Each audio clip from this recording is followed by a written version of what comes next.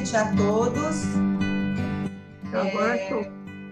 Com muita satisfação que, mais uma vez, faço a apresentação.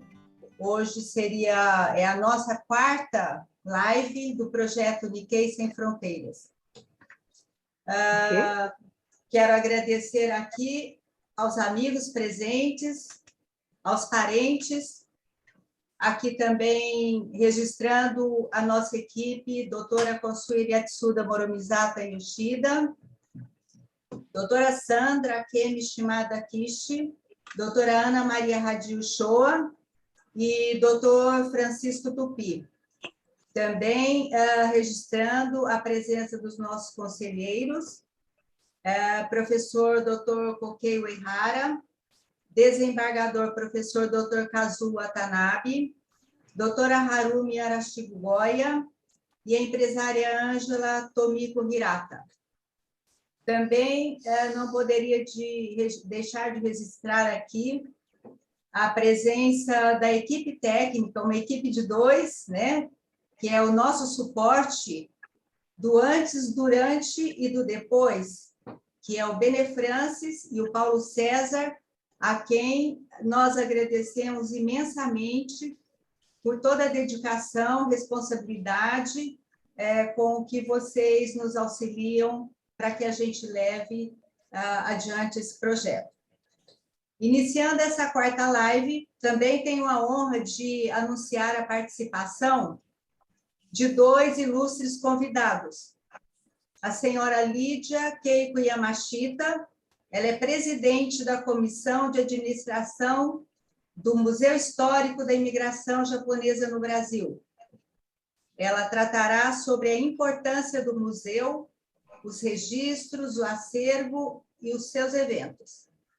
Também registramos aqui outro convidado, o senhor Yoji Okuhara, diretor da Sociedade Brasileira de Cultura Japonesa e de Assistência Social, o Bunkyo, Comissão de Relações Empresariais. O senhor Okuhara vai falar sobre os projetos internacionais do museu. Eu, nesse momento, chamo a palavra a doutora Consuelo, que vai fazer a intermediação com os nossos 2 convidados.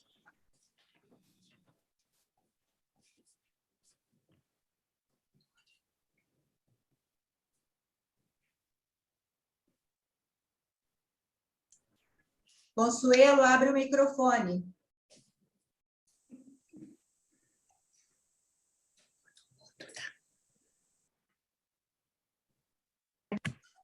Desculpem. Boa noite, então. É um grande prazer estar aqui com esta quarta live, como foi dito pela Cristina Basile. Nós inauguramos justamente no mês de junho, que foi quando chegou e é comemorado, não é, o Dia do Imigrante Japonês com a chegada do Kasato Maru.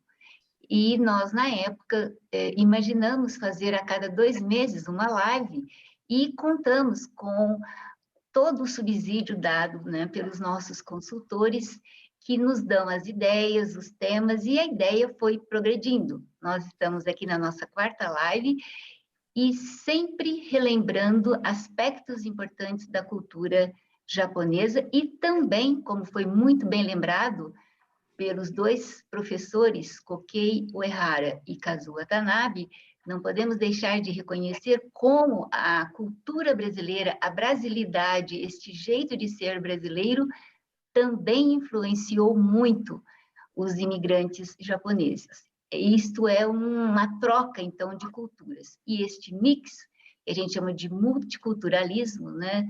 Brasil-Japão ou nipo-brasileiro, nós estamos relembrando a cada live que temos aqui. Agradecemos muito cada palestrante que depois responde às nossas perguntas e também ao público que é curioso e gosta de saber mais detalhes a respeito das exposições. Então, Cris, muito obrigada por me conceder esta palavra. Eu passo, então, para a apresentação, como tem sido feita, para a minha colega e querida Sandra Kishi, que gosta muito, mas muito, ela aprofunda muito toda a pesquisa, e eu acho que nada melhor do que ela para conduzir estas duas entrevistas. Sandra Kish, você com a palavra.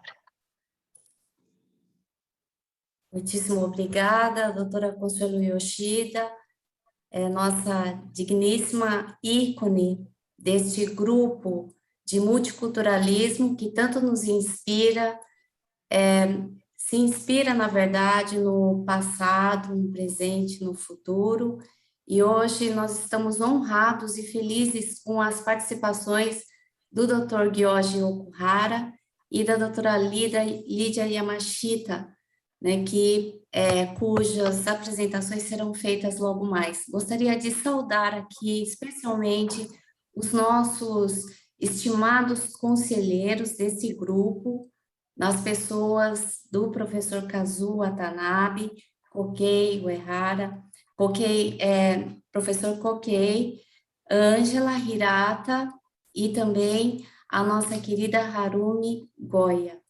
Gostaria de saudar aqui os demais componentes do grupo, o Francisco Tupi, a Cris, Maria Cristina, Ana Hadi, o Shoa, Bene Francis, e todos os nossos colaboradores, né, que fazem com que seja possível a realização bem-sucedida dessas lives, hoje contando com a participação exponencial aqui do nosso mestre, querido professor Paulo Afonso Leme Machado, em nome de quem saúdo todos, gostaria de citar todos aqui, Darcy Brega, Tereza, Maria Cristina, enfim, são muitos, e vocês sempre nos acompanhando nessa proposta de frutificar o do, que é o significado do caminho, trilhar juntos o caminho para os melhores resultados. Devolvo a palavra aqui, sem mais delongas, à nossa querida Cristina, para dar continuidade aqui aos nossos trabalhos dessa noite iluminada. Obrigada. Cris, por favor. Tudo bem, então vamos chamar aqui a senhora Lídia Keiko Yamashita para falar um pouco sobre a importância do museu, seus registros, acervo e os seus eventos. Por favor, senhora Lídia. Boa noite a todos. Será que o som está saindo? Está ótimo. Então, muito obrigada hoje pela oportunidade de estar numa sessão tão ilustre, né? E não sei se eu vou conseguir dar conta do recado, mas é um prazer poder falar um pouquinho sobre o Museu da Imigração Japonesa, onde nós dedicamos voluntariamente os nossos dias e os nossos horários para sempre poder continuar melhorando a divulgação da história de nossos antepassados e também a história que é a história do Brasil, onde participamos, então, há 114 anos, né? 113 anos, quase 114 anos. Então, hoje vou falar um pouquinho brevemente, sobre a história do nosso museu. Mas antes, então, eu iniciaria com o primeiro slide. Por favor, Bene Francis, poderia passar para o seguinte? Gostaria de começar falando da relação do Brasil com o Japão. O Brasil e o Japão oficialmente passam a ter as relações a partir desse Tratado de Amizade, Comércio e Navegação, que foi firmado em Paris em 1895, são os ministros plenipotenciários, né, que eram o nome dessas pessoas, o Gabriel de Toledo, Pisa e Almeida, pelo lado do Brasil, e pelo lado do Japão, o Arasquesone, que assinaram, então, este tratado. A capa está aqui, ele fica num estojo assim, na verdade, a partir desse tratado de amizade é que oficialmente surgem, então, as tratativas para receber imigrantes e também todo o comércio que acontece, então, a partir dessa data. Então, 1895 é a data oficial do início das relações entre o Brasil e o Japão. Seguinte, por favor. Logo que é assinado o tratado, então, 2 anos depois, é aberto, então, a legação japonesa em Petrópolis. Petrópolis, na época, então, é a capital, né? O Rio de Janeiro é a capital do Brasil. E essa legação, que é a Embaixada do Japão, é aberta em 1897. E, a partir dessa abertura e o estabelecimento e a vinda dos seus representantes, os ministros das relações exteriores, né, os ministros, os cônsuls, né, os embaixadores, alguns funcionários, então, fazem relatos, né, sobre como é o Brasil, e descrevem o Brasil como uma extensa terra cultivável, né? E que, diferentemente do Japão, é muito adequado, inclusive, para a agricultura, e sendo o povo japonês, em sua maioria, agricultores, né? Eles sugerem que essa terra, com essa imensidão de terras cultiváveis, com o clima sempre constantemente boa, né? Não existe inverno rigoroso, neve, mas abundância de sol e de água, né? Ele descreve como sendo uma terra própria para a agricultura e próspera, né? Inclusive com um futuro bastante próspero. E a partir desse relato, que é divulgado inclusive em jornais do Japão, algumas pessoas que leram, eles decidem vir conhecer o Brasil. Então, aqui no slide à direita estão os precursores, que são as pessoas que vieram ao Brasil antes mesmo de vir a imigração japonesa, os trabalhadores. Esses que vieram, eles, a maioria eram empreendedores, vieram para conhecer o Brasil, o país, e também tem algumas pessoas que vieram por um histórico diferente, né? Como o Asaburo Otake, foi a pessoa que fez o primeiro dicionário português-japonês. E ele, na verdade, veio aos 17 anos no navio da Marinha Brasileira, que tinha aportado no porto de Yokohama, e o príncipe da época, o príncipe do Brasil, convida esse rapaz japonês que tinha feito como que chama, guiado pela cidade, né, em inglês, porque ele estava estudando inglês. Então, após essa visita à cidade de Yokohama, o nosso príncipe convida para conhecer o mundo no navio da Marinha Brasileira, que estava fazendo um giro pelo mundo. E esse rapaz, então, de 17 anos, ele vem ao Brasil dessa forma, e ele começa a fazer o primeiro dicionário de português e japonês. Então, esse é uma dessas pessoas que vieram antes da imigração, tem um histórico próprio e diferenciado, e também os outros são empreendedores que vieram conhecer o país para iniciar algum empreendimento.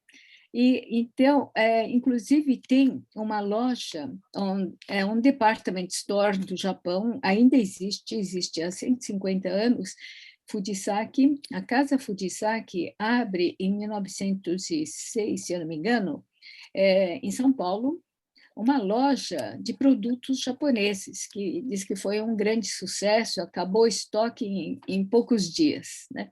Então, existe esse tipo de movimentação antes mesmo de virem oficialmente os imigrantes japoneses como imigrantes. Então, essas pessoas aqui vieram antes e eram empreendedores. Cada um veio empreender algum negócio, né? Algum business, oportunidades que eles vieram em busca de.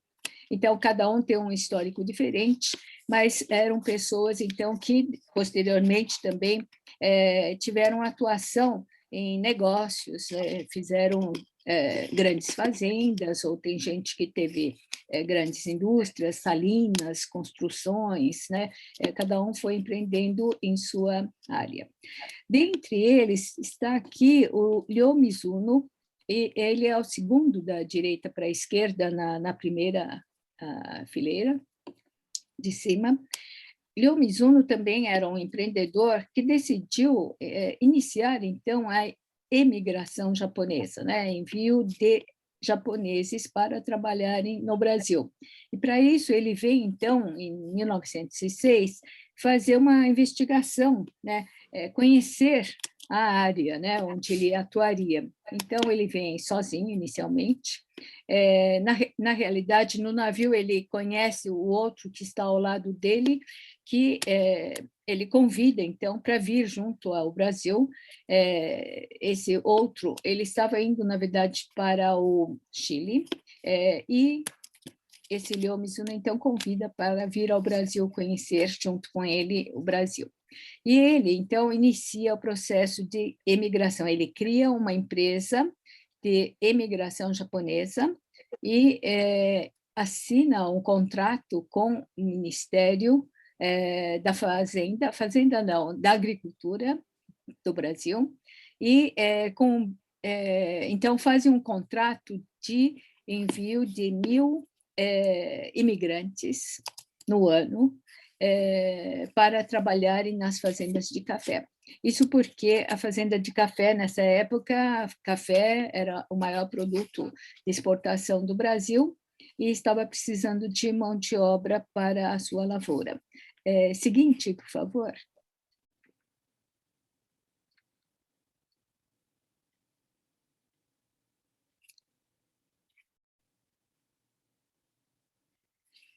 Então, oficialmente, em 1908, através desse contrato que Ryo Mizuno assina com o ministro da Agricultura, vem, então, o primeiro navio de imigrantes japoneses, que é esse Kasatomaru, bastante divulgado no centenário, e que trouxe, então, em vez de 1.000, ele não conseguiu arregimentar 1.000 imigrantes, apenas 781 imigrantes japoneses que aportaram no Porto de Santos em 18 de junho de 1908. Então, oficialmente, a imigração começa nessa data, 1908, e o 18 de junho, hoje, é uma data nacional de imigração japonesa ao Brasil.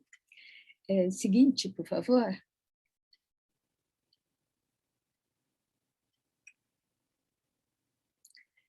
Então, os imigrantes vieram trabalhar contratados para as fazendas de café do estado de São Paulo, né, que estava precisando de mão de obra na lavoura. Então, o estado de São Paulo, na época, era o maior produtor de café. Então, é por isso que em São Paulo, no estado de São Paulo, de todo o Brasil, está concentrado a maior população de imigrantes japoneses e seus descendentes aqui no estado de São Paulo, né? Foi aqui que entraram a maioria dos imigrantes japoneses.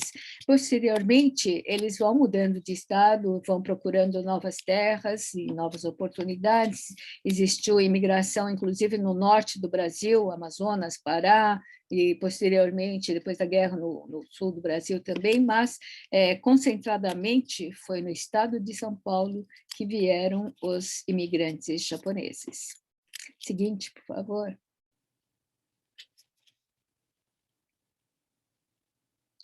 Então, o Museu Histórico da Imigração Japonesa conta exatamente essa história de como é que existem japoneses e seus descendentes aqui no Brasil em grande número. Então, inclusive, uma vez, uma escritora francesa esteve no nosso museu e ela comentou que, quando ela veio ao Brasil pela primeira vez, ela ficou com uma grande interrogação na cabeça. Por que tem tantos japoneses aqui em São Paulo, que ela tinha vindo a São Paulo?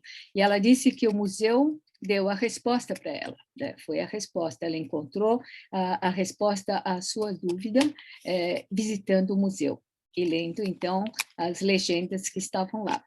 Então, o museu, tem esse papel de oferecer a resposta às dúvidas das pessoas que eventualmente não sabem, inclusive nossos descendentes, nossos filhos e netos, muitas vezes não sabem também por que estamos aqui, né? Sabe que o avô veio, mas por que veio, quando veio, né?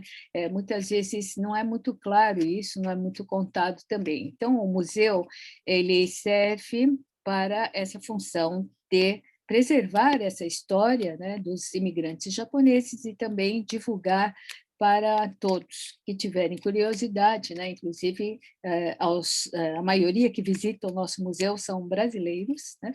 Que nos tem visitado em maior número. Então, ele foi fundado em 1978, durante as comemorações de 70 anos da imigração japonesa.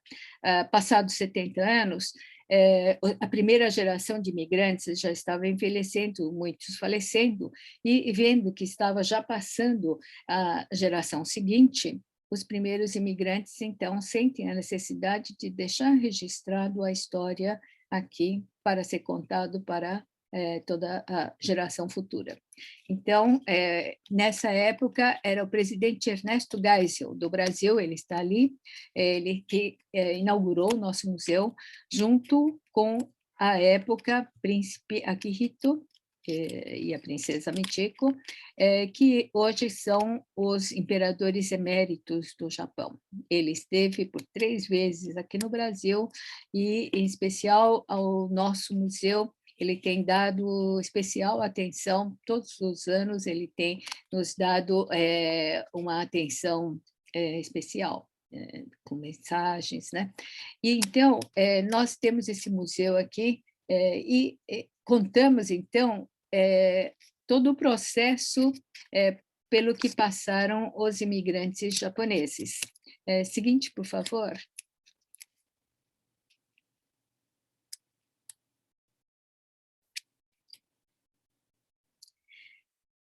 Essa é a maquete do navio Kasatomaru, então, à esquerda, e à direita, o navio Bradirumaru. Kasatomaru foi o primeiro navio que trouxe os imigrantes, e o Bradirumaru, que é o do lado direito, maior, foi o último navio de imigração, porque, posteriormente, vieram imigrantes, mas vieram em aviões, né? Então, essas maquetes existem aqui para começar a contar a vinda dos imigrantes japoneses. Seguinte.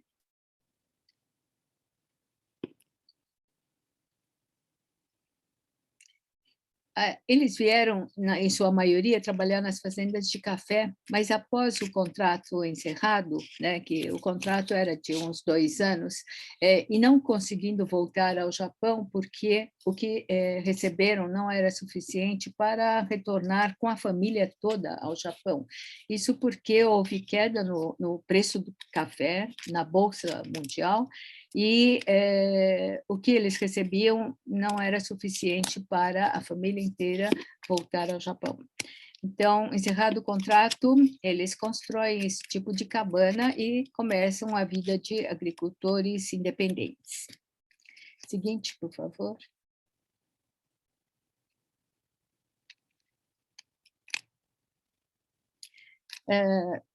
O governo japonês, também preocupado que muitos imigrantes estavam espalhando-se nas matas, né, vivendo em cabanas, ele resolve negociar com o governo brasileiro e consegue grandes glebas de terra para construir comunidades agrícolas, onde os imigrantes recebem pequenos lotes, né, e podem trabalhar como agricultores independentes.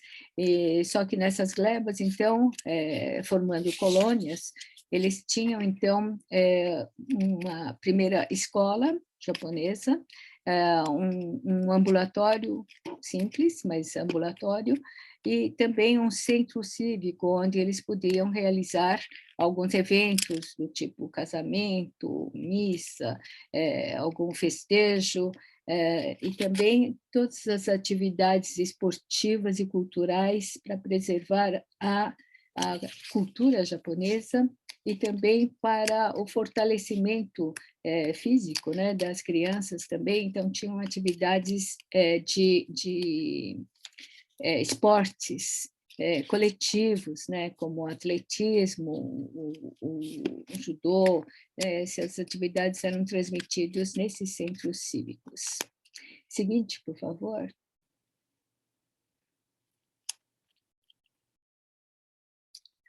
Então, o museu expõe alguns desses utensílios e indumentárias, né, usadas, que são de judô, artes marciais, o sumô, né, eram as atividades mais fáceis de começar, por causa dos instrumentos, né? No caso, não precisaria de grandes equipamentos, né? E judô e sumô, por exemplo, eram mais simples. As mães faziam o kimono para as crianças e poderia fazer um campeonato infantil.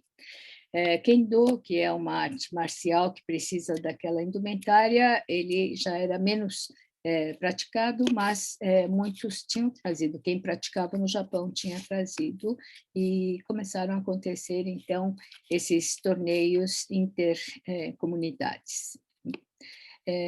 Essas atividades esportivas, eles dizem que tinha a função de, primeiro, disciplinar as crianças a obedecer regras, a respeitar o outro, mesmo que seja um inimigo, tratar com todo o respeito e, principalmente, respeitar o instrutor, o professor. Esse tipo de disciplina era dado através de esportes. Inclusive, também tinha o objetivo de eles não serem muito franzinos, né? Não terem resistência física ou adoecerem facilmente. Então, a atividade esportiva tinha por essa finalidade e era muito praticado em todas as comunidades de japoneses no interior. Seguinte, por favor.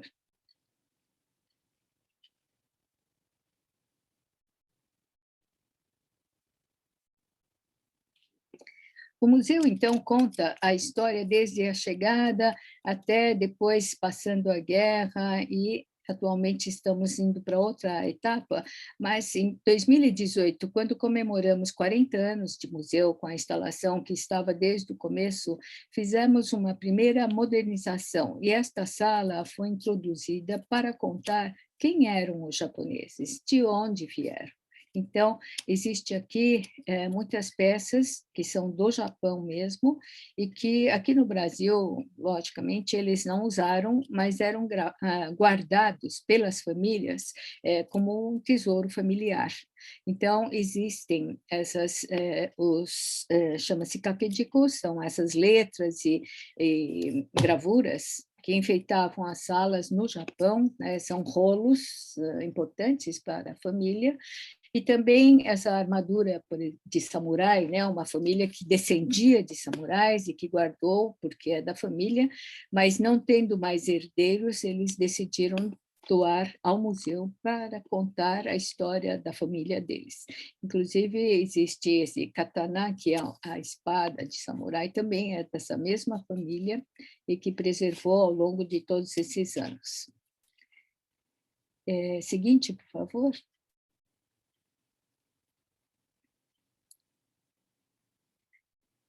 Dentro desse processo de modernizar o museu, estamos agora, atualmente, modernizando o 9º andar, que é o último andar do museu, onde vamos contar a continuação dessa história, porque o museu ele segue uma cronologia do tempo através da chegada até 1958, hoje está parado em 58. Então, no 9º andar, pretendemos continuar essa história desde finais dos anos 60 até os dias de hoje, contando como é que evoluíram os descendentes desses imigrantes, né, que depois se tornaram médicos, advogados, professores, né, juízes. Toda essa evolução da comunidade vai ser contada, então, no 9º andar, que hoje está em plena reforma e com previsão de encerrarmos, né, podemos fazer uma pré-inauguração em março de 2022. Aqui vamos contar, inclusive lá vai ter no fundo uma sala de cultura pop para os jovens, né, as crianças e os jovens também terem essa interação com a cultura japonesa hoje mais moderna, né, que muitos brasileiros também têm essa ligação com o Japão através da cultura pop. Então, naquela sala do fundo, pretendemos introduzir, inclusive, isso como uma ligação do Brasil-Japão hoje, né, que os brasileiros têm essa interação através da cultura pop. Então, eu acho que... poderia passar para o próximo slide, por favor?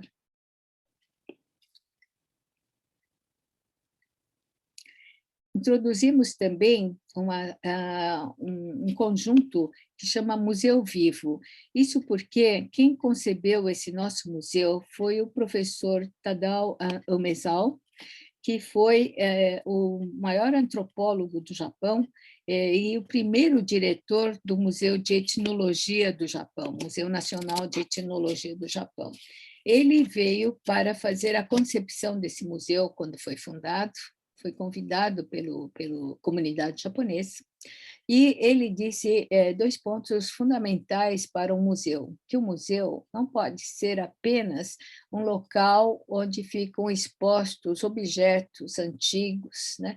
Mas precisava ser um museu vivo, e para ser um museu vivo é necessário criar conhecimentos, né?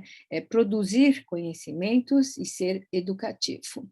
Isso significa que nós devemos ter esse centro de pesquisas sempre pesquisando mais conhecimentos, aprofundando e conhecendo mais diversos aspectos e em profundidade, né, sobre todos os aspectos relacionados à imigração, para que a gente possa divulgar também novas descobertas, novos conhecimentos. Então, o centro de pesquisas nós conseguimos montar, né, mas foi logo em janeiro de 2020 que conseguimos montar essa sala, mas veio a pandemia, então ele não está sendo ainda usada. Alguns grupos de pesquisadores que temos contato, estamos conectados, eles têm feito via online, divulgando suas pesquisas, cada um divulgando sua pesquisa, cada um também em áreas diferentes, tem pesquisadores de Paraná, Londrina, Curitiba, inclusive de Paris também, e do Japão também. Felizmente, esse sistema online permite que essas pessoas de vários países possam estar conectados todos ao mesmo tempo, só encontrando uma faixa de horário em que seja possível todos participarem. Então, tem sido muito interessante a apresentação das pesquisas destes acadêmicos, né? A maioria são de universidades, são pós-graduados, doutores, né? Então, tem sido muito interessante, mas, infelizmente, ainda não está funcionando como deveria. Próximo slide.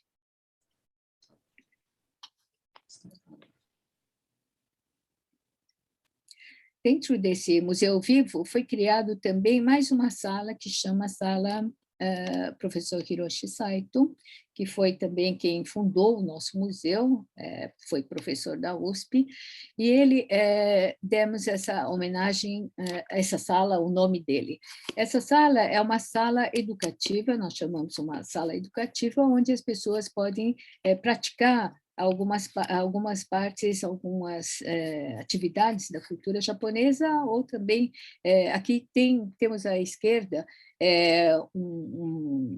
uma instalação que pode ser feita a caligrafia japonesa, e também todos que entram no museu recebem um papelzinho para fazer o origami. Então, tem um monitor onde é bastante fácil você acompanhar e tentar imitar a fazer a letra ou fazer o origami. E nos fins de semana, muita gente fica sentado aqui fazendo todas essas atividades.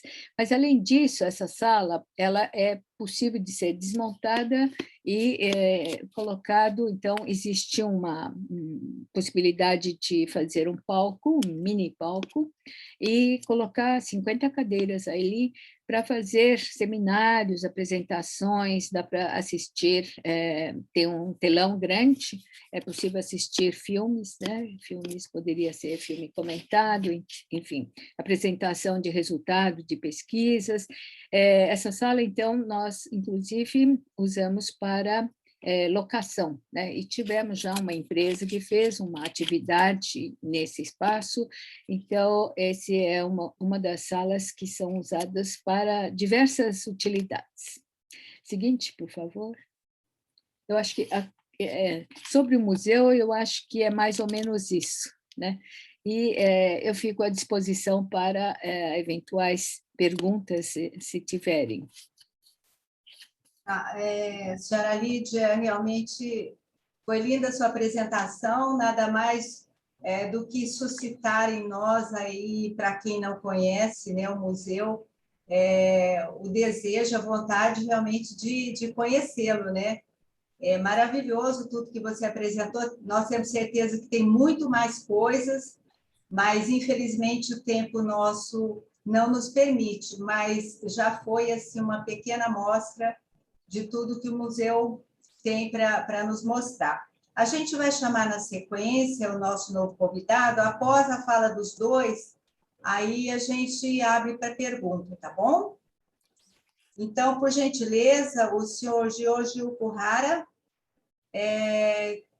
a fala está com o senhor para apresentar os projetos internacionais do museu. Obrigada. Obrigado, boa noite a todos. É uma satisfação muito grande estar aqui presente. Agradeço pelo convite para a gente falar um pouco mais sobre a parte internacional do Museu da Imigração Japonesa no Brasil. Eu gostaria só de compartilhar alguns slides. Então, começando com já o próximo slide, que são os projetos internacionais. Nós fizemos, há cerca de um ano, um simpósio internacional dos museus da imigração japonesa em todo o mundo. Então, originalmente, esse simpósio estava programado para ser presencial aqui no Brasil, mas, por conta da pandemia, então, resolvemos fazer esse evento de forma virtual. Então, foi excelente, porque tivemos a presença de diversos países, Estados Unidos, Canadá, Bolívia, México, o próprio, dentro dos Estados Unidos também, o Museu do Havaí, e além do Peru. Então, foi um simpósio de praticamente algumas horas, né, que nós fizemos aí no dia 12 de novembro de 2020. Seguindo adiante, nós tivemos aí também a moderação de experts no assunto de museologia ou da imigração japonesa. Inclusive, o Dr. Kazuo Watanabe participou dessa moderação também, além de outros experts. E tivemos palestras, indo para o slide seguinte, de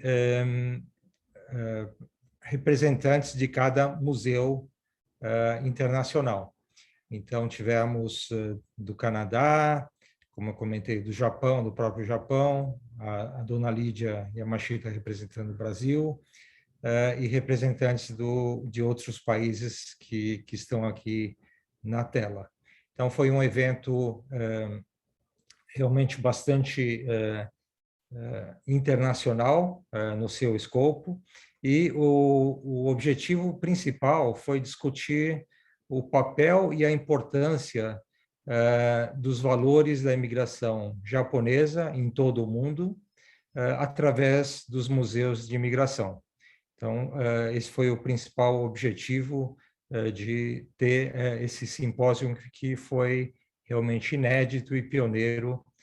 Foi também uma forma de abrir e trocar experiências entre os museus, entendendo que os japoneses começaram a se abrir para o mundo em meados do século XIX, com a abertura da Era Meiji, a abertura dos portos do Japão, e a imigração teve início, então, primeiro para o Havaí, depois para os Estados Unidos, depois para o México, Peru, e, como a dona Lídia comentou, no Brasil em 1908. Então, foi um simpósio bastante rico nesse sentido.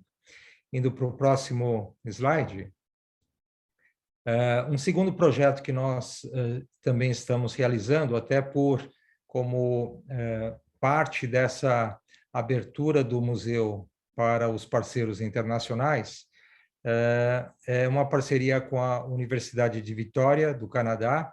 A Universidade de Vitória, ela fica no distrito de Colômbia Britânica, né, próximo a Vancouver. Vancouver faz parte da Colômbia Britânica.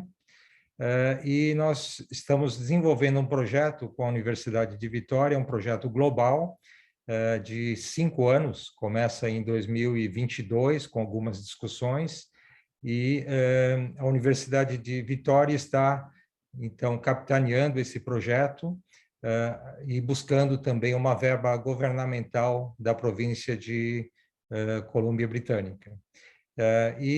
O principal foco dessa iniciativa da Universidade de Vitória é o tratamento dos Nikkeis no Canadá, Austrália, Estados Unidos, que ainda está para ser confirmado, e o Brasil. Como que foi aí essa questão, principalmente na época da guerra e do pós-guerra, da Segunda Guerra. Então, e o intuito aí não é levantar ressentimentos ou querer qualquer tipo de recompensa, mas sim para levantar a questão e para que no futuro mesmo no presente a gente possa refletir o que pode ser feito. Existe uma questão cada vez maior aí de globalização, de imigração também de diferentes nacionalidades para diferentes países. Então, essa é a ideia desse projeto que a Universidade de Colômbia está capitaneando. E nós também fizemos uma parceria com o Museu da Imigração do Estado de São Paulo. Então, eles também estão aí nesse projeto, que ainda está em desenvolvimento e está sendo solicitada a verba ao governo da província de Colômbia, no Canadá. Um pouco mais de detalhes tenho no próximo slide. Então, compartilhando com vocês, o escopo, então, é esse projeto internacional.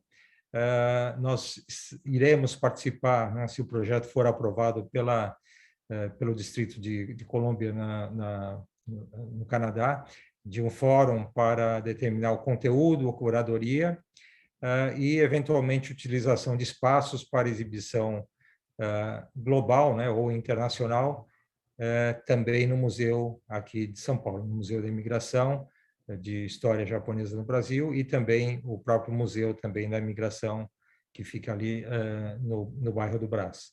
E os recursos financeiros vão vir, na sua maior parte, da Universidade de Vitória, através desse convênio aí com a Colômbia Britânica. Então, é um projeto bastante importante, porque ele abre as portas, também continua a abrir as portas do museu para projetos internacionais. E o terceiro projeto que eu gostaria de compartilhar também com uma universidade norte-americana, seria o próximo slide, com a Universidade de Stanford, né, que é uma das mais renomadas dos Estados Unidos. Eles têm, dentro de Stanford, o Hoover Institution, e eles nos procuraram para fazer a digitalização do acervo dos jornais Nikkei no Brasil, que o museu tem esse acervo muito bem cuidado e, então, eles tiveram interesse nesse conteúdo e também se propuseram a fazer a digitalização desse acervo. E, em seguida, também foi realizado um evento, que é o próximo slide, tratando da diáspora japonesa transnacional. Então, ele teve como objetivo apresentar as pesquisas sobre a literatura nipo-brasileira nas línguas japonesa e portuguesa, e também buscando o conteúdo do jornal Brojiro Jihō, que, como está dito aqui, faz parte do acervo do Museu da Imigração Japonesa no Brasil. Então, esse evento foi realizado recentemente também, um evento internacional, indo para o próximo slide. Tivemos a participação no Brasil de diversas entidades, além da dona Lídia, representante do museu, representantes da USP, da Universidade Federal do Paraná, da Universidade Federal de São Paulo e da PUC de São Paulo, com experts no assunto. E, internacionalmente, indo para o próximo slide, tivemos também a participação de diversos experts também no assunto. Se a gente puder mudar para o próximo slide, por favor. Então, de Kyoto, que é uma entidade de estudos japoneses, do próprio Hoover Institution da Universidade de Stanford, a Universidade de Washington, a Universidade da Califórnia, West Point, que é a Academia Militar, né, de West Point, nos Estados Unidos, e a Universidade da Pensilvânia. Então, foi um evento realmente internacional, onde o museu também da imigração japonesa no Brasil esteve representado. Então, esses são os 3 principais projetos que nós estamos desenvolvendo, né, ou desenvolvemos ou estamos desenvolvendo. Então, eu deixo aqui em aberto. Na sequência, estamos à disposição aí para qualquer dúvida que, porventura, todos tenham. Então, muito obrigado. Nós que agradecemos aí a sua apresentação, senhor Okuhara. Eu tenho certeza que esse tipo de projeto, os projetos que vocês desenvolvem, é de desconhecimento de grande parte, né, do público, principalmente na Uniquei, e que isso aí é muito importante, a gente está divulgando, né, extremamente interessante. Então, eu agradeço muito a sua participação. Vamos abrir para as perguntas, e também, além da nossa equipe, que teria com certeza perguntas a fazer, o público que nos assiste, por favor, pode registrar no chat se tiver alguma pergunta aí, dirigir para algum dos nossos convidados, tá bom? Boa noite. Ana Maria, né? Ana Uchoa. Boa noite e brilhantes exposições, pelas quais agradeço e agradecemos. Eu fico pensando como, de fato, história e cultura dialogam com a identidade de cada um, né, que passa pelo museu. E não só Nikkei, mas, como trazia também o doutor Okuhara, em termos de valores, né, dialoga com todos nós devido a uma componente, né, Nikkei na nossa brasilidade. Tá? Isso é só uma observação, mas, senhora Lídia, eu fiquei pensando como todo esse material é catalogado, se pode falar em acervos, ou se é um acervo mesmo único. Era isso.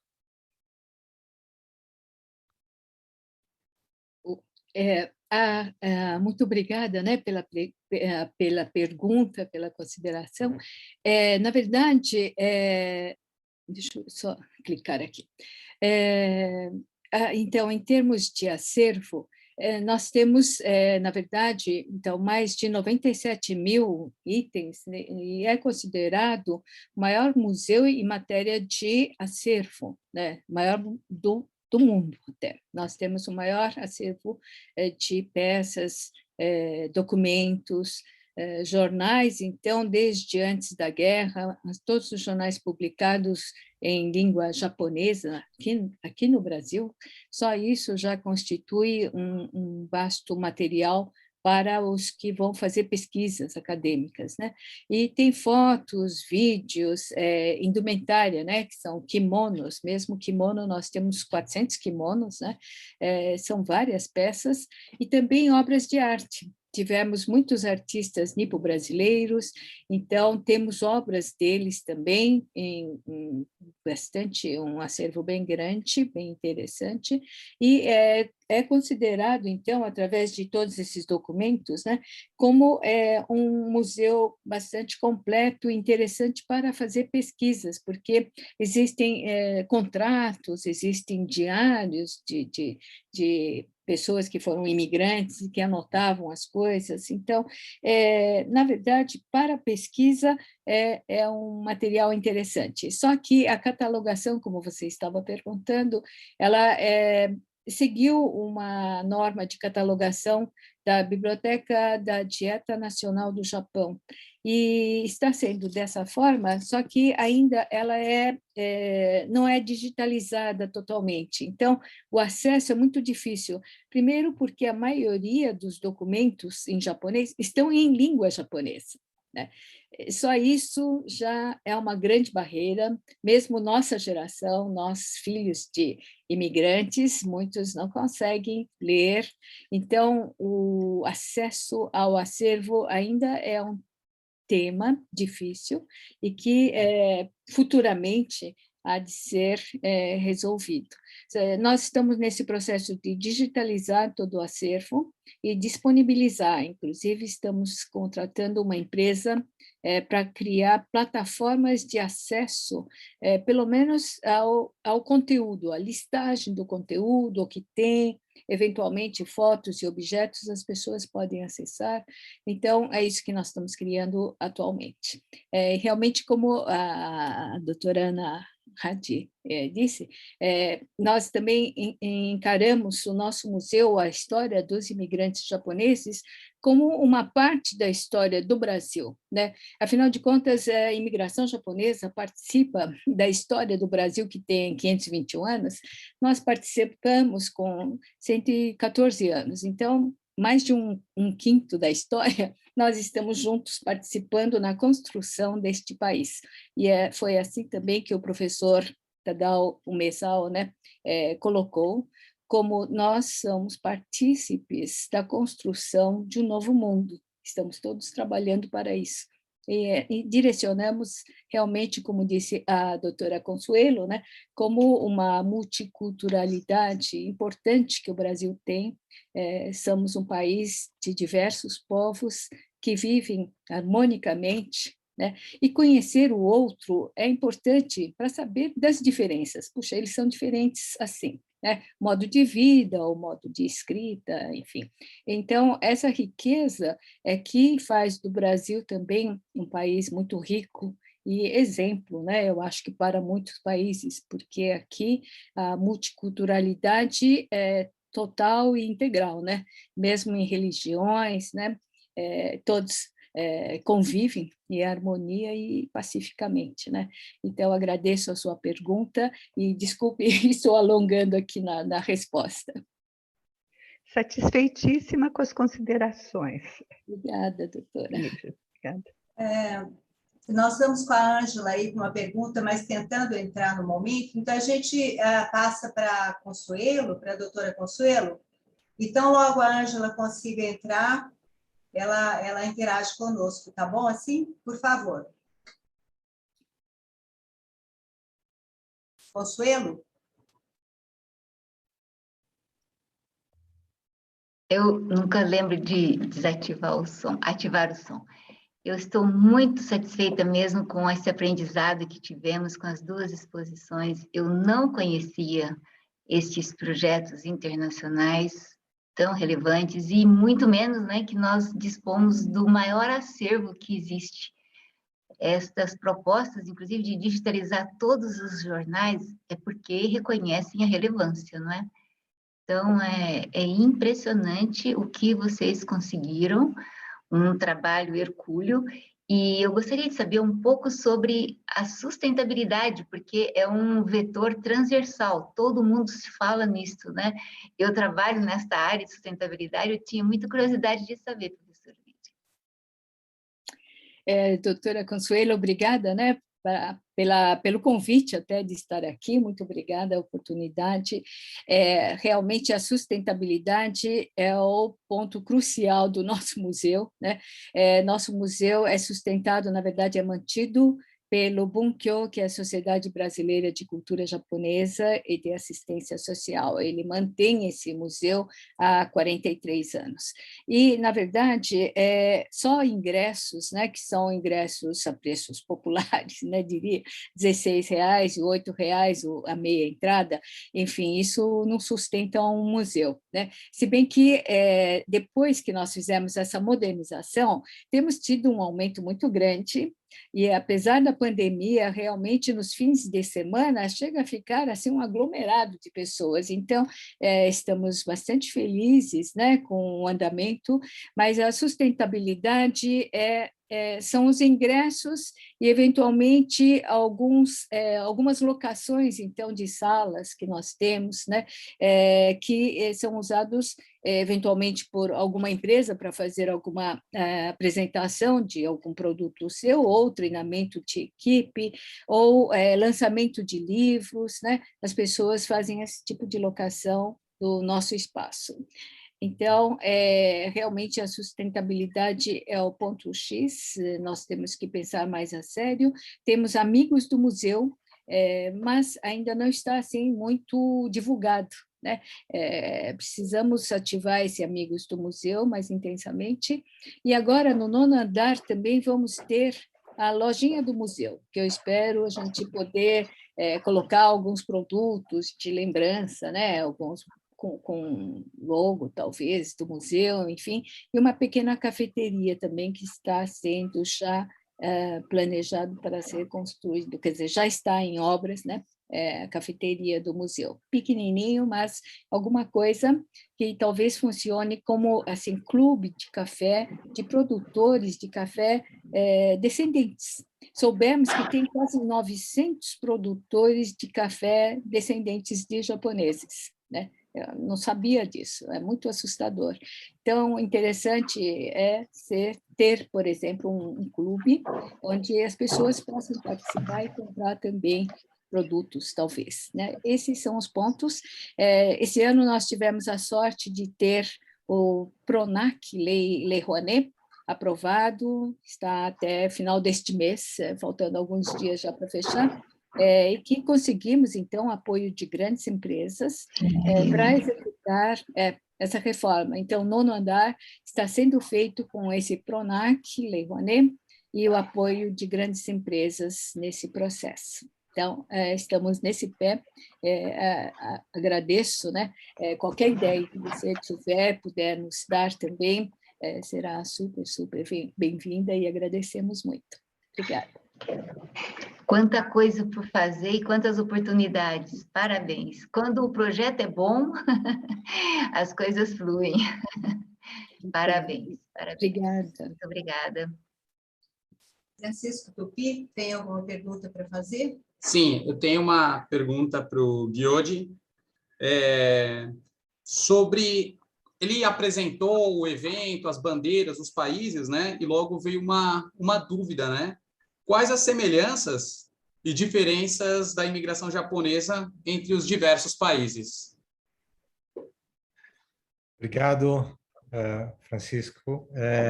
Eu acho que tem várias semelhanças, né? Acho que algumas semelhanças que a gente percebe são os valores, né? Então, os valores Nikkeis no Brasil e que, como foi comentado, se espalharam pela sociedade, eles são comuns em diferentes países, né? Então, seja no Brasil, nos Estados Unidos, no Canadá, no Havaí, né, que foi o primeiro local onde os imigrantes japoneses foram, e no Peru também. Então, são os valores, por exemplo, de senso de comunidade, na coletividade, o respeito, a integridade.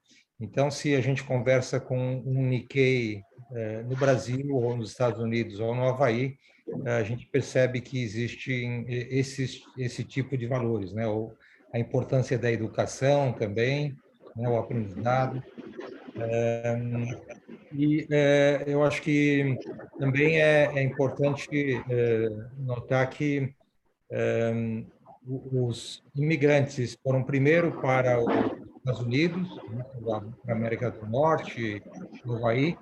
Então, tem todo esse sentido também de bravar, né, um novo país, né, de chegar em um outro país com a cultura diferente, com um idioma diferente. Então, nesse sentido, é muito parecido. Acho que onde existem algumas diferenças, eu acho que isso é uma responsabilidade muito grande para nós, né, descendentes que estamos no Brasil, é que a imigração japonesa no Brasil é a maior fora do Japão, né? Então, os japoneses que saíram do Japão e emigraram para outro país, o Brasil tem cerca de 1.700.000 a 2 milhões de descendentes de imigrantes. É a maior comunidade de imigrantes fora do Japão. Nos Estados Unidos é o segundo, mas lá tem outras etnias asiáticas também que migraram para lá. Então, o japonês nos Estados Unidos é a quinta ou sexta maior comunidade asiática, né? Então, na frente tem chineses, coreanos, filipinos, tailandeses, vietnamitas, indianos e depois vem os japoneses. Então, o fato de nós, aqui no Brasil, sermos a maior comunidade de japoneses fora do Japão e, além disso, uma grande representatividade asiática, isso tem uma responsabilidade muito grande para nós.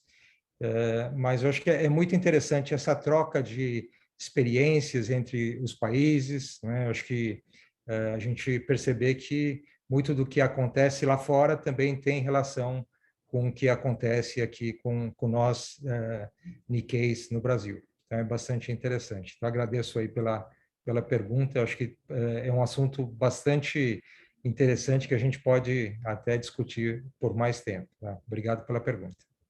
Obrigado pela resposta.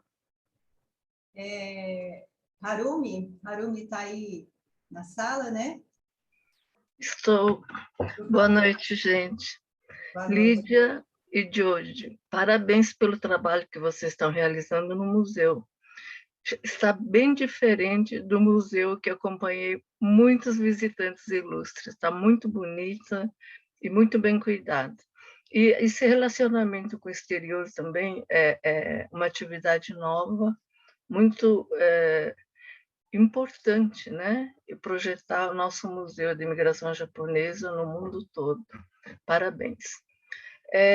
Lídia, existe local de pesquisa no museu? Sim, sim. Vocês instalaram? Sim. Obrigada, Harumi. Quando você era presidente, né, realmente foi uma pena que não deu para concluir tudo, mas tínhamos iniciado a primeira fase da reforma, começou inclusive na sua gestão, né? Então, o Centro de Pesquisas, ele hoje fica no 3º andar, reformamos uma sala que tinha lá, e existe, então, um espaço bom para ser dedicado às pesquisas e, no entanto, por causa da pandemia, ainda não é aberto aos pesquisadores, ninguém frequenta, mas a ideia é instalar, inclusive, um acesso ao banco de dados do museu. Né? Esse banco de dados, que uma parte já está digitalizada, é possível de ser acessado. Só que, então, estamos agora, assim, mais ou menos finalizando essa negociação com uma empresa que está criando essa plataforma de acesso a esse banco de dados, né? E fora que ainda não está, como não está totalmente digitalizado, vamos correr em paralelo, mas iniciar esse centro como uma parte para as pessoas poderem acessar a todas as informações que existem no museu, inclusive esse do Hoover, né? Hoover, ele está digitalizando os jornais antigos de antes da guerra e disponibilizando também para os pesquisadores nossos acessarem a essa grande, como que chama, assim, um arquivo de jornais digitalizados de língua japonesa do mundo, né? Por sermos parceiros, eles vão nos disponibilizar também o acesso, né? E se bem que a grande parte é pública, né? Do Hoover Institute, qualquer pessoa, na verdade, pode acessar, mas tem algumas limitações, né? E no nosso caso do museu, vamos ter, então, acesso a isso. Então, o Centro de Pesquisas vai ser muito interessante quando efetivamente puder realizar tudo isso. Então, por enquanto, ainda estamos engatinhando. Criamos só a caixa, precisamos começar a fazer isso funcionar. Está nesse pé. Mas é muito importante que já tenha começado. E tem só mais uma curiosidade. Existiu um painel no 9º andar, que é de pintura de um japonês muito famoso, que esqueci o nome. Sim. Ocupava a parede inteira. Isso. Vai continuar, Lídia? Como vai está? continuar. Sim, vai continuar, porque aquela obra é uma obra muito importante, né? Enorme, são dois painéis de 7 metros, vai dar 14 metros, e ali, então, protegemos tudo com o tapume, está em obras, né? O 9º andar, mas está tudo protegido duplamente, já existia uma proteção natural, colocou-se mais uma por fora também, totalmente por fora, totalmente protegido, e depois ele vai continuar no mesmo lugar, da mesma forma, porque aquele é um painel que conta exatamente, né, a história dos japoneses, né? Foi feito por um artista famoso do Japão, né? Então, esse vai ser preservado no mesmo lugar. E você gostaria que você viesse visitar quando, em março, deve ficar pronto. Enviaremos convites, né, a você e a todos para conhecerem, então, o novo museu. Muito legal. Parabéns, obrigada. Obrigada. A Ângela, ela está num compromisso, ela tentou entrar, mas o pessoal que trabalhou com ela, da Alpargatas, da Havaiana, né? Então, ela pediu desculpas, mas ela deixou os cumprimentos e os elogios aí ao trabalho da senhora Lídia e também do senhor Jojo. Então, vamos continuar. A Sandra, por favor. Obrigada, Cris. Gostaria aqui de agradecer e cumprimentar, parabenizando os nossos expositores, Dr. Gyoji Okuhara e doutora Lídia Yamashita, pelo excelente trabalho desenvolvido no museu. Impressionante, eu tive a satisfação de fazer uma visita e recomendo a todos que ainda não conhecem esse museu para visitá-lo porque é impressionante.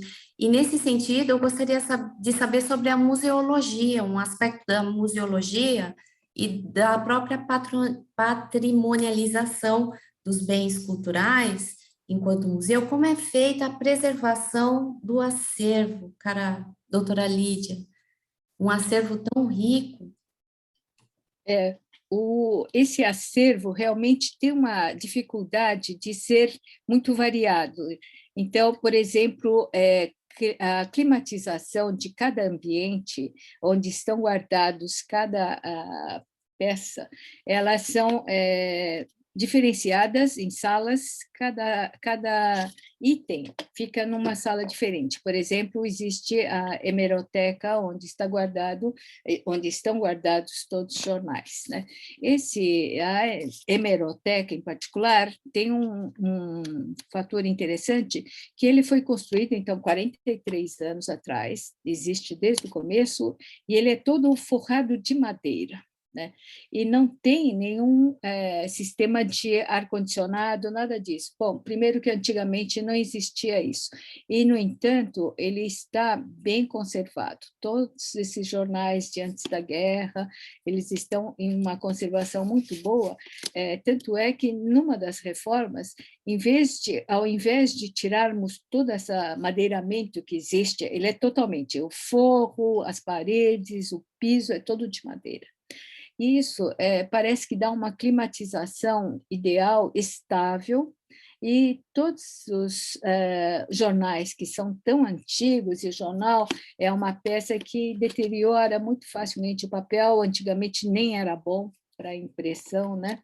E, no entanto, eles estão bem conservados. Então, na reforma, decidimos que vamos manter do jeito que está, uma pequena parede que foi reformada, a pessoa teve o cuidado de arrancar exatamente essa madeira para depois recolocar. Então, esse cuidado estamos tendo, e nas outras salas, agora é que vamos ter o recurso para climatizar adequadamente. Por exemplo, kimonos japoneses, que são de seda pura, eles têm que estar num clima de temperatura e umidade especiais, não seria o mesmo para objetos, ou para os livros, ou para outras peças, por exemplo, obras de artes. Cada item teria uma climatização diferenciada. E é isso que é nossa dificuldade, porque não tínhamos recursos, né, até agora. Então, viemos mantendo isso assim precariamente, mas está bem preservado, né? Vendo que aquilo que nós estamos fazendo, por exemplo, arejando, né? Tempos em tempos arejamos todas as portas e janelas para mudar todo o ar, enquanto não temos esses aparelhos, e esperamos conseguir comprar esses aparelhos de climatização muito em breve, né? Está nos planos. E, no entanto, hoje, então, estão divididos em salas diferenciadas. Tem sala para kimono, tem sala para os jornais e documentos, tem sala para obras de artes e tem salas para objetos e utensílios usados pelos imigrantes japoneses. Então, é dessa forma que nós fazemos a manutenção muito precária, temos poucos funcionários, mas está sendo preservado, por enquanto, mais ou menos em bom estado de conservação. Obrigada pela pergunta. Darcy, tem alguma pergunta? Por favor. Na verdade, não é uma pergunta, é mais um agradecimento aos palestrantes, agradecimento ao projeto, né?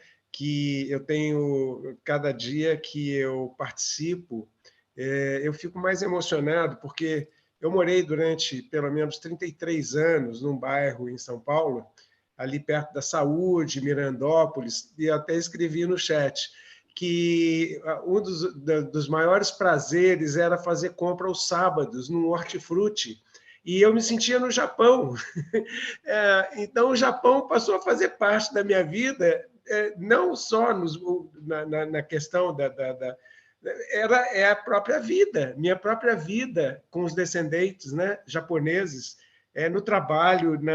Então, eu queria agradecer porque os senhores trouxeram para mim essa lembrança extremamente agradável dessa convivência que muito me honra e que muito nos engrandece como brasileiros e como irmãos, né, do próprio Japão. Muito obrigado. Boa noite. Muito obrigada.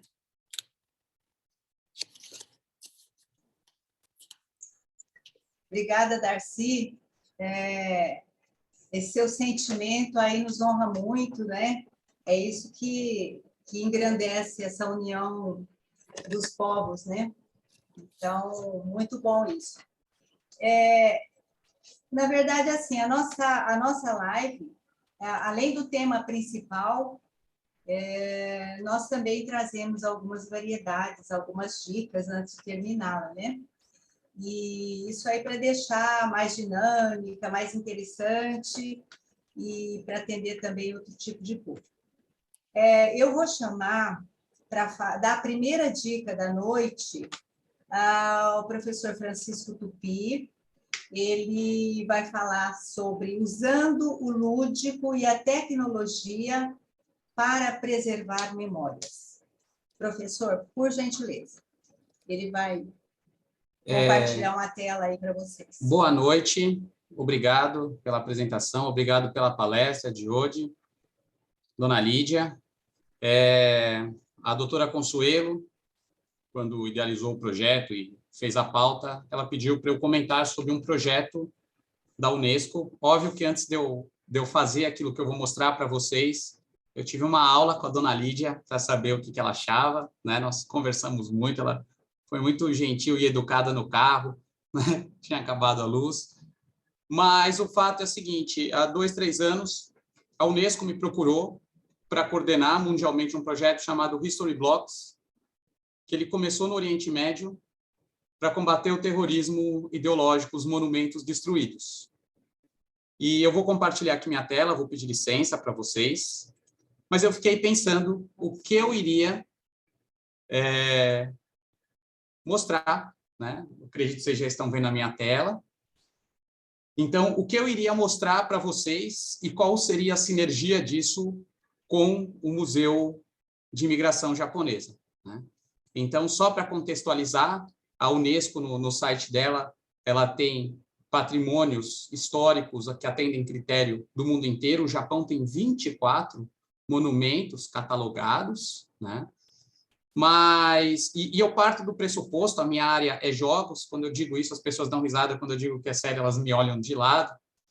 E um jogo que faz parte da minha pesquisa e cada vez mais cresce a questão dos metaversos, dos mundos virtuais, é o Minecraft, que é uma revolução cultural. Existem pessoas dos 3 aos 80 anos que jogam, porque ele é como se fosse um Lego digital.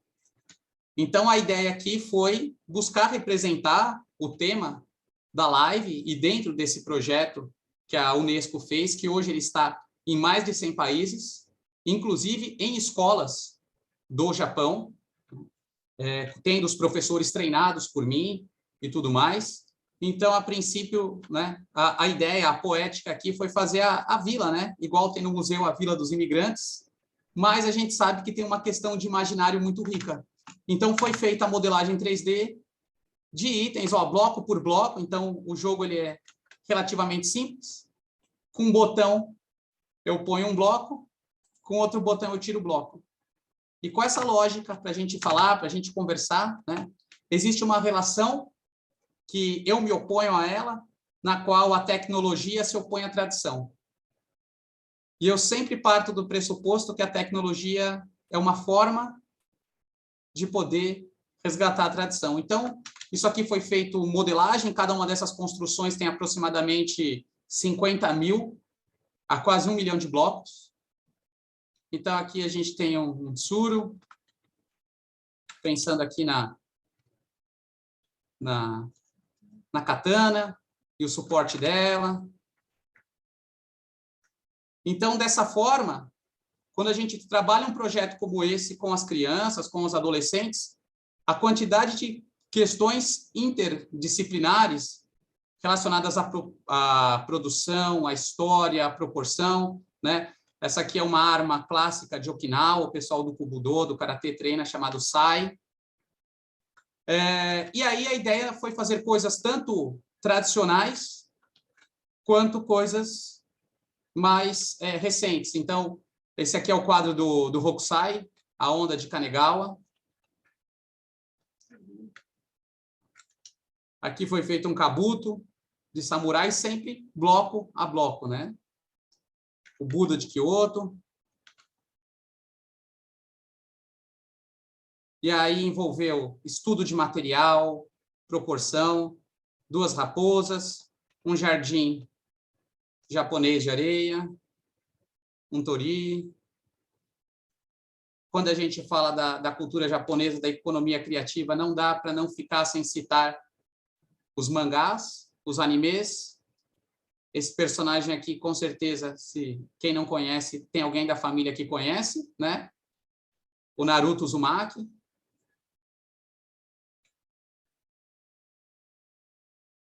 Uma tigela de Gohan.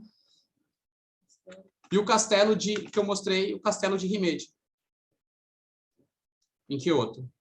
Então, imagina que para conseguir fazer isso, o quanto que a gente estuda, o quanto a gente prototipa, quando a gente desenvolve uma modelagem 3D dessa com os alunos, eles não só estão aprendendo uma instrumentalização tecnológica, mas também eles estão aprendendo a proporção, os materiais feitos, e quanto mais esse aluno estuda, quanto mais história ele conhece, melhor vai ficar a qualidade do que ele faz. Então, extrapola o próprio jogo, ao mesmo tempo que está aprendendo uma modelagem 3D, hackear um sistema e tudo mais. Então, foi essa a ideia que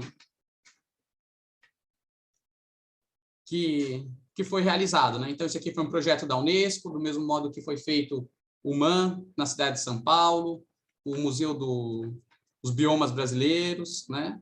E está aqui. Foi uma forma de mostrar tecnologia, tradição, jogo, que é uma coisa que os jovens gostam, né? E é isso. E agradecer a aula, a orientação que a Lídia Sensei deu antes de fazer, agradecer aí a presença do Vinícius, editor do Porvir, maior portal de educação do Brasil, que entrou para ver também. E está aqui, foi o modo, né? A vila, o pé no chão e os ideais em volta, né? Essa foi a poética que a gente trabalhou para fazer isso. Quero, com esse pôr do sol quadrado de pixel, agradecer. Obrigada, Francisco. É realmente interessante. Eu que acompanho... Ó, a Cristina está falando aqui em 3D. Ó. Eu que acompanho o trabalho do Francisco dia a dia, né? É realmente extremamente interessante. E esse trabalho que ele fez no MAN, ele criou toda a estrutura do MAN, desde a parte externa até a parte interna. Então, e dos biomas também, foi uma coisa assim maravilhosa, né? De realmente a gente encher os olhos, né? E o coração. Agora nós vamos chamar Harumi, né? Que tem uma dica deliciosa para nós, né, Harumi? Vamos lá. Sim. Como nós estamos no verão, gente, a minha dica é sempre de alimentação, tá? Escolhi apresentar para vocês Zarusoba. Benefran, vocês podem me ajudar projetando? Zarusoba é esse aqui, gente. O zaru é esse utensílio aqui, que é tipo peneira de bambu, porque esse macarrão aqui é soba, é feito de trigo sarraceno. Então, não tem glúten e é uma comida muito saudável. Então, a gente cozinha e lava para esfriar bem. E como a gente não consegue escorrer totalmente, coloca em cima dessa peneirinha, por enquanto, quando a gente for comer, não está muito úmido.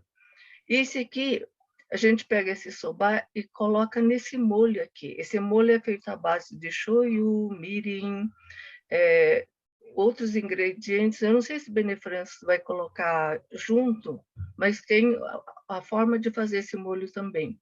E quem estiver muito ocupado e não tem tempo, está separado, né? Ó, tá aqui. Ah, isso. Dá para colocar o desenho aqui, Benê? Não dá. Ah, dá. E quem estiver muito ocupado e quer fazer um soba muito rápido, vocês vão lá na Liberdade que encontra o molho pronto, que é muito mais fácil, né? E é de comer gelado, então próprio para verão. Aqui, para colocar dentro desse molho aqui, para enriquecer melhor, esse aqui é o wasabi, que a gente usa para comer com sashimi. Esse aqui é nabo ralado, que é muito saudável. Esse é cebolinha, para dar um sabor especial. Esse aqui é ovo de codorna, para quem gostar. Eu, particularmente, não uso ovo de codorna. Só uso esses 3 aqui e fica muito bom. E é muito fácil da gente comer. Como é um prato muito leve, provavelmente, se for num restaurante, isso aqui só é muito pouco. Então, existe uma combinação de tempurá com isso aqui, com zarusoba. e fica maravilhoso. Fica aí uma dica. Delícia. Também dá para fazer um prato quente com esse macarrão aqui no inverno. Usa caldo de lame mesmo, né? O mesmo caldo, e usa esse macarrão para fazer com caldo para os dias muito quentes. Fica aqui a dica, a sugestão de uma comida saudável. Se ninguém se habilitar a fazer, a gente combina de ir na Liberdade, né? Sim, vamos comer todos juntos na Liberdade. Isso, perfeito. Itadakimasu. Muito bom. A última dica da noite, quem vai dar sou eu. Peço a ajuda do Benê. Eu vou falar sobre a moda verão 2022. Cadê o Benê aí? Obrigada, viu, Benê? Foi na última hora que ele me socorreu aí. Então, à medida que eu vou falando, você pode ir passando, viu, Benê? Então, a gente sabe, nas 4 estações do ano, a moda vai mudando, os grandes estilistas do mundo todo vão colocando as sugestões de cores, de estilo, enfim, moda e estilo, eu já falei da outra vez que são coisas diferentes, né? Moda é uma tendência, estilo é aquilo que tem a ver realmente com o nosso perfil, mas a gente pode juntar uma coisa a outra. Então, a tendência desse verão, ela prima por cores quentes e frias, mas ambas com bastante intensidade. Então, um verde intenso, um azul intenso, um vermelho, tudo muito intenso, muito colorido, como realmente pede o verão, né? Aí a gente vê uma roupa estampada, que é uma volta aos anos 60, 70, relembrando aquela época onde se usava bastante roupa colorida, meio dos hippies e tudo mais. E também, pode passar, Benê, para a próxima.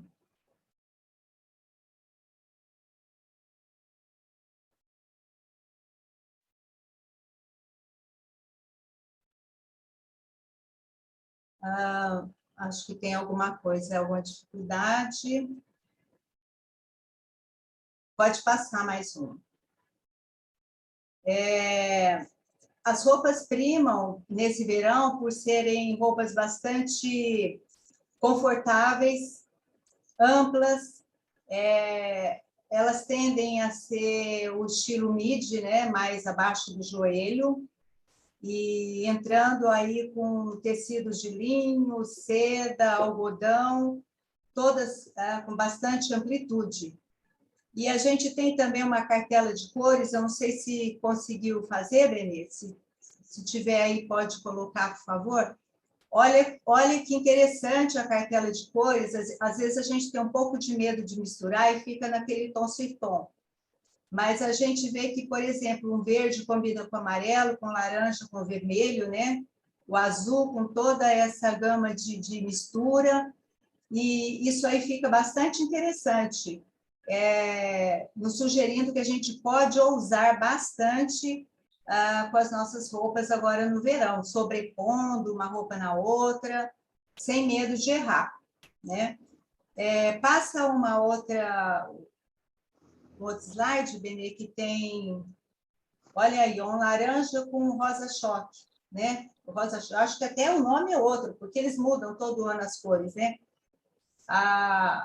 Eventualmente a gente não teria coragem de misturar, né, um laranja com rosa, mas eles sugerem essa mistura e fica bastante interessante.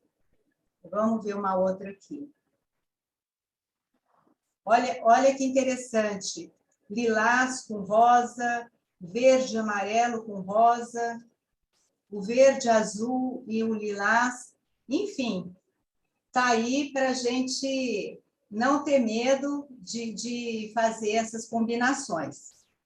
E também, assim, uma coisa que continua em alta, e para o nosso conforto, para quem gosta, usar tênis, né? O tênis hoje ele é permitido usar até com roupas até clássicas e sociais. A gente vê muito isso na passarela, né? Da fama, aí a gente vê isso. E as sandálias, que óbvio que é do verão. Acessórios também segue tanto os acessórios coloridos, como vai usar bastante coisa dourada, bastante colares dourados. E é isso aí, gente. Eu espero, para apresentar isso para vocês, obviamente que não foi uma escolha aleatória, eu busquei conhecer, pesquisar, para que realmente pudesse oferecer para vocês todo esse material, tá bom? Então, é isso aí a sugestão. Eu agora agradeço a presença, mais uma vez, de todos vocês. Vou devolver a palavra a Consuelo, que vai fazer o encerramento desta noite. Tá bom? Obrigada a todos. Eu queria trazer para vocês conhecerem mais o Bene Francis e o Paulo César, que a gente falou no início da live.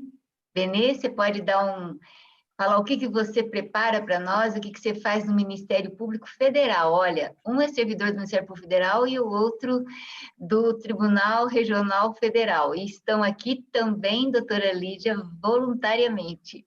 Doutor Jorge Okuhara, todos voluntários. Olá, boa noite.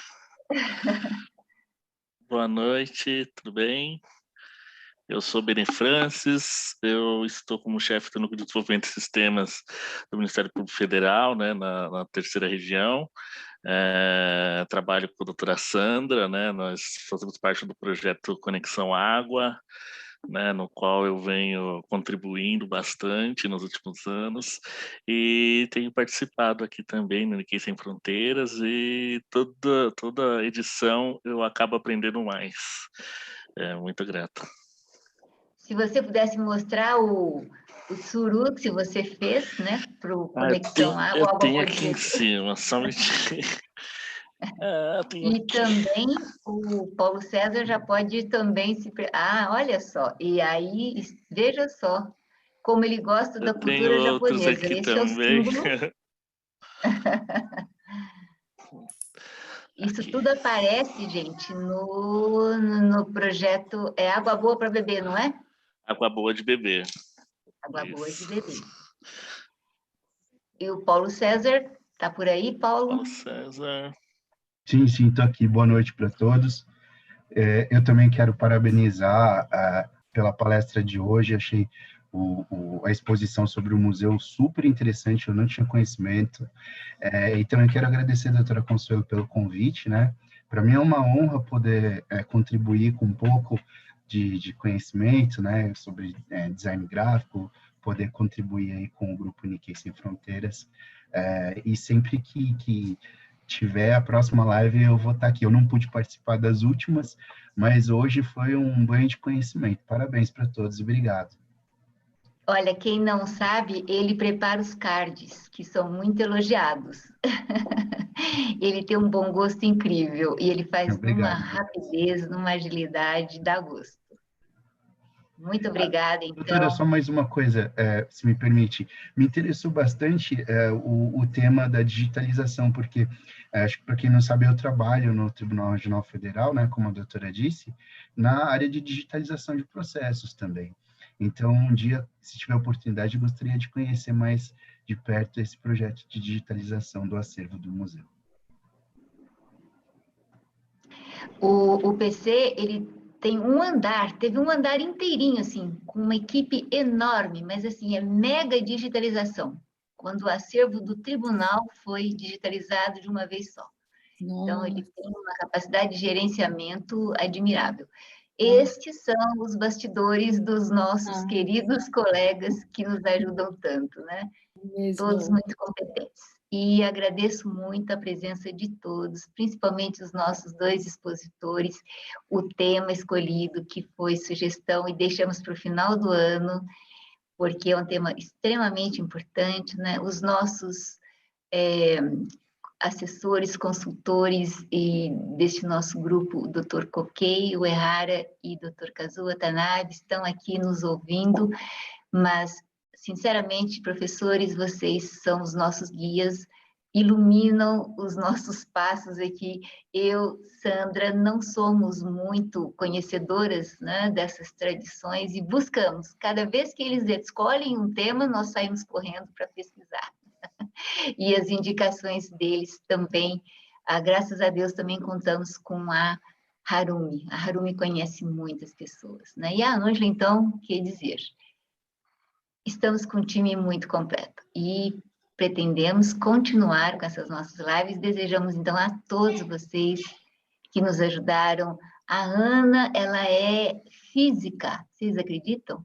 E ela trabalha com essa parte de bem-estar, fazendo análises, psicanálises, etc. O nosso time é muito eclético, né? E o professor Tupi, né? Ele é um professor de games, mas muito conhecido mundialmente por causa desses projetos, principalmente esse da Unesco. Parabéns a todos. Ficamos aqui, então, para a nossa próxima live. Já todos estão convidados. É uma época um pouco difícil esta, né? Estamos às vésperas já de Natal e todo mundo voltou, não é? Ressurgindo das cinzas da pandemia, então estamos com muita coisa por fazer e correndo para preparar o nosso Natal. Final de ano também. Obrigada a todos. Eu queria que alguém mais que tivesse a palavra, doutora Lídia e doutor Okuhara, por favor, encerrem a nossa live. Obrigada, doutora Consuelo. Foi um imenso prazer mesmo conhecer todos esses aspectos variados, né? Hoje foi muito interessante, inclusive a apresentação do Francisco, né?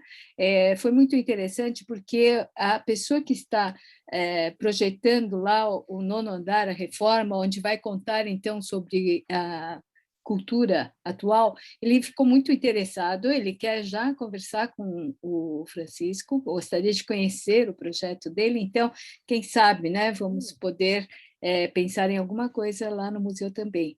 E a receita da Harumi foi muito, muito interessante, já até anotei para ser uma opção aqui em casa, né, e a parte da moda também foi muito interessante conhecer, né, as tendências das jovens, né? Mas, Consuelo, doutora Consuelo, eu acho que vocês estão de parabéns, foi muito bom. Assim, não fica um assunto muito difícil, né? Fica sendo uma coisa bastante variada e bastante leve também. Muito obrigada a todos, né? O doutor Paulo, né? Eu fiquei muito, muito interessada. Essa história da digitalização está sendo um grande problema para nós. Então, se um dia puder nos dar alguma consultoria, agradeço muitíssimo, né? Alguma dica já seria de muita, muita grandeza para nós. Obrigada a oportunidade, né, doutora Consuelo, e a Sandra também pela organização. Parabéns a todos. Então, obrigada. Obrigada. Boa noite e muito obrigado a todos. Obrigado pela oportunidade também de poder compartilhar um pouco do trabalho que nós estamos fazendo lá no museu. E também foi um grande prazer rever alguns rostos conhecidos, né? Conhecer novas pessoas. Então, muito agradecido e que todos tenham aí bastante saúde e um Natal com muita paz e 2022 com saúde e sucesso a todos. Muito obrigado. Muito obrigada. Cris, termine, por favor.